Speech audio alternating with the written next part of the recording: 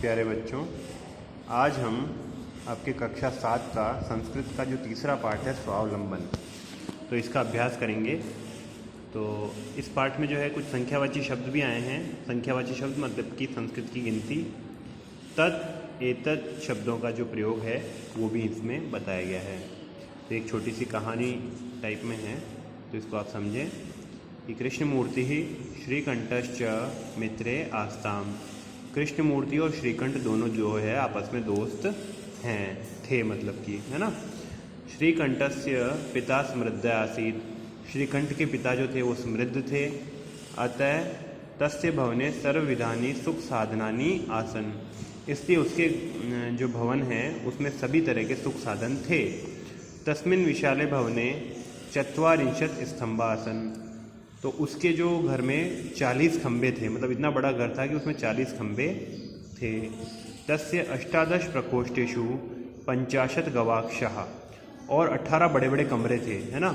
उसमें 50 खिड़कियाँ, ४४ द्वाराणि, 44 दरवाजे, 38 विद्युत व्यजनानि, 63 पंखे च आसन वहाँ पर थे।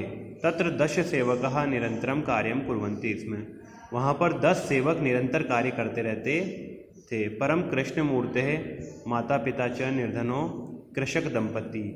पर कृष्णमूर्ति के जो माता पिता थे वो निर्धन दंपति थे, गरीब थे मतलब कि, और वो किसान थे, है ना। कृषक दंपति मतलब किसान थे।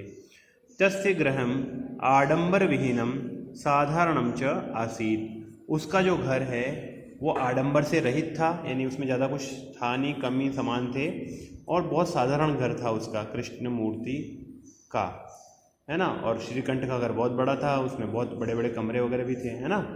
तो एकदा श्रीकंठ तेन सह प्रातः 9 वादने तस्य गृहम अगच्छत्। एक बार की बात है, श्रीकंठ जो है उसके साथ में सुबह 9 बजे उसके घर में गए, ठीक है ना। मतलब कि कृष्ण मूर्ति के घर पे कौन गया? श्रीकंठ गया। तत्र कृष्णमूर्ति तस्य माता पिता च स्वशक्त्या श्रीकंठस्य आतिथ्यम अकुर्वन्। तो वहाँ पर श्री कृष्णमूर्ति और उसके माता पिता ने अपनी शक्ति से श्रीकंठ का आतिथ्य किया। एतत् दृष्ट्वा श्रीकंठः अकथयत्। यह देख करके श्रीकंठ बोला, मित्र अहम भवताम सत्कारेण संतुष्टोस्मि। अरे दोस्त, मैं तुम्हारे द्वारा ये जो सत्कार किया गया है, देखो एक गिलास में पानी है और एक गिलास में जूस है ना। तो तुमने ये जो इतना किया, मैं इससे बहुत ही खुश हूँ। पर अहम भवताम सत्कारेण संतुष्टोस्मि केवलम इदमेव मम दुखम यत् तव गृहे एकोपि भृत्यः नास्ति। मेरे को सिर्फ इस बात का ही तकलीफ है कि आपके घर में एक भी नौकर नहीं है। मम सत्काराय भवताम बहु कष्टम जातम। मेरे इस सारे सत्कार करने से आपको बहुत ही तकलीफ हुई है। मम गृहे तु बहवः कर्मकराः सन्ति। और मेरे घर में तो बहुत सारे जो है नौकर काम करते हैं, काम करने वाले काम करते रहते हैं। तदा कृष्णमूर्ति अवदत्। तब कृष्णमूर्ति बोला, मित्र ममापि 8 कर्मकराः सन्ति। अरे दोस्त, मेरे पास भी 8 नौकर हैं जो मेरे अनुसार मैं जब कहता हूँ वो काम करते हैं। तो तेच, और वो कौन है? द्वौ पादो, 2 तो मेरे पैर हैं। द्वौ हस्तो, 2 मेरे हाथ हैं। द्वौ नेत्रे, 2 मेरे आँखें हैं। द्वौ श्रोत्रे, और 2 मेरे कान हैं। तो मेरे 2 हाथ, 2 पैर, 2 आँखें और 2 कान, कुल 8 हो गए। ये 8 मिलकर के प्रतिक्षणम मम सहायका, सब मेरी सहायता करते हैं हर क्षण। किंतु तव भृत्यः सदैव सर्वत्र च उपस्थिता भवितुम न शक्नुवन्ति। लेकिन आपके जो नौकर हैं वो हर जगह उपस्थित नहीं रहते हैं। त्वं तु स्वकार्याय भृत्याधीनः। आप तो अपने कार्यों के लिए अपने नौकरों के अधीन हो। यदा यदा ते अनुपस्थित है, जब जब वो अनुपस्थित होते हैं, तदा तदा त्वं कष्टम अनुभवसी, तब तब तुमको कष्ट होता होगा। स्वावलंबने तो सर्वदा सुखमेव। लेकिन स्वावलंबन में तो हमेशा सुख ही होता है। न कदापि कष्टम भवति, कभी भी कष्ट नहीं होता है। श्रीकंठः अवदत्। तो श्रीकंठ बोला, मित्र तव वचनानि श्रुत्वा मम मनसि महती प्रसन्नता जाता। तुम्हारे वचनों को सुनकर मेरे मन में बहुत प्रसन्नता हुई है। अधुना अहम अपि स्वकार्याणि स्वयमेव कर्तुम इच्छामि। इसलिए अब मैं भी अपने कार्यों को स्वयं ही करूँगा भवतुम सार्धद्वादशवादनमिदम्। अच्छा, अब 12:30 बज चुके हैं। सार्धद्वादशवादनम, 12:30 बज चुके हैं। सांप्रतम गृहम चलामि, तो अब मैं घर जाता हूँ। तो ये पाठ आपको अच्छे से समझ में आ गया होगा। आपको कुछ भी नहीं करना है, आपको इस पाठ की एक बार इसको देख लेना एक बार, और इसके जो शब्दार्थ है वो आपको अपनी कॉपी में लिख लेने चाहिए। अब मैं आपको कुछ ये पहला जो प्रश्न है ये उच्चारण का, ये आपको बता रहा हूँ, आपको दिखाई दे रहा होगा साफ। ठीक है, तो ये विंशति, विंशति का मतलब 20, द्वाविंशति 22, चतुर्विंशति 24, पंचविंशति 25, अष्टाविंशति 28 और नवविंशति 29। इसी तरह से त्रिंशत का मतलब 30, द्वात्रिंशत 32, त्रयस्त्रिंशत 33, चतुस्त्रिंशत 34, अष्टात्रिंशत 38 और नवत्रिंशत जो है वो 39। एक्चुअल में इनको हिंदी में बता रहा हूँ मैं आपको, एक्चुअल में मैं यहाँ लिख देता हूँ ताकि आपको समझ में आए ये क्या लिखा है। विंशति मतलब 20 है ना। अब द्वात्रिंशत तो 22, ठीक है।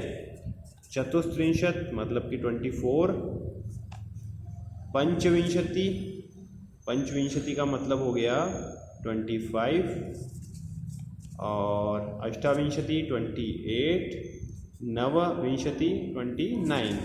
इसी तरह से त्रिंशत का मतलब 30, ठीक है। द्वात्रिंशत 32, त्रयस्त्रिंशत 33, चतुस्त्रिंशत 34, अष्टत्रिंशत 38 और नवत्रिंशत 39। इसके बाद में है चत्वारिंशत यानी कि 40, द्विचत्वारिंशत यानी 42, त्रयश्चत्वारिंशत मतलब कि 43, चतुश्चत्वारिंशत मतलब कि 44, सप्तचत्वारिंशत मतलब 47 एंड 50, 50। तो ये फर्स्ट वाला, और आपको ये शब्दार्थ अपनी कॉपी में लिख लेने चाहिए।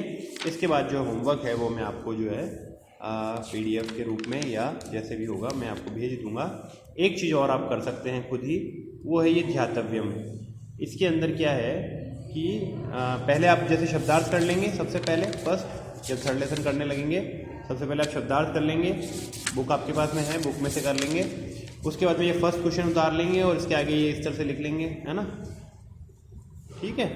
और उसके बाद में ये लास्ट वाला जो है धातव्यम, ये आप लिख लेंगे। ये परीक्षा की दृष्टि से महत्वपूर्ण है। इसमें क्या है, 6 ऋतुओं के नाम लिखे गए हैं।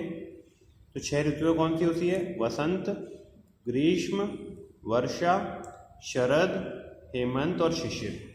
और भारतीय वर्षानुसार मासों के नाम लिखे गए हैं। 12 महीने कौन कौन से होते हैं, तो 12 महीनों के नाम मैं बता रहा हूँ। चैत्र है, वैशाख है, ज्येष्ठ है, आषाढ़ है, श्रावण है, भाद्रपद है। इसी प्रकार से आश्विन है, कार्तिक है, मार्गशीर्ष है, पोष है, माघ है और फाल्गुन है। एक काम और आपको करना है इस वीडियो को देखने के बाद में, आपको कमेंट में ये बताना है कि अभी कौन सा महीना चल रहा है इस वक्त, ठीक है ना।